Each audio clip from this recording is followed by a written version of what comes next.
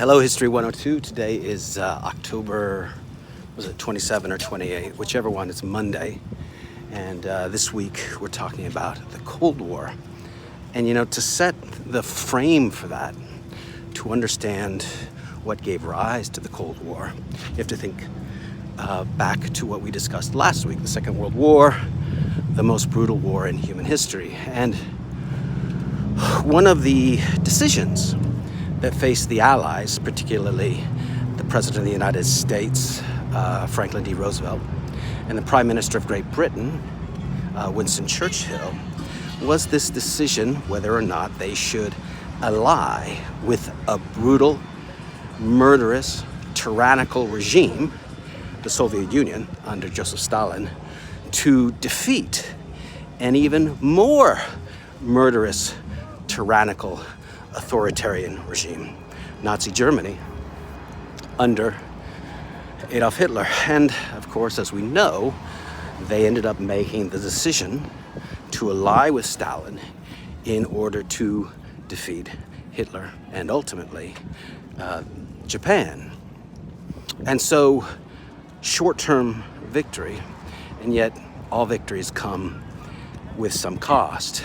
And one cost for the Allies, for the Americans and the British, in allying with the Soviet Union rather than sitting back and watching the Soviet Union be destroyed, was the fact that the Soviet Union survives the war and with the United States is one of only two superpowers. And so that's why you have another 50-year struggle between the United States and the Soviet Union that grows out of World War II, called the Cold War. And to one degree or another, for the rest of the class, this Cold War struggle between the United States and the Soviet Union will be woven through pretty much everything we talk about. So what I'd like you to think about today is, on one hand, keeping your mind in the historical content, the Cold War, and the compromises that were made that facilitated the creation of this Cold War between the United States and the Soviet Union.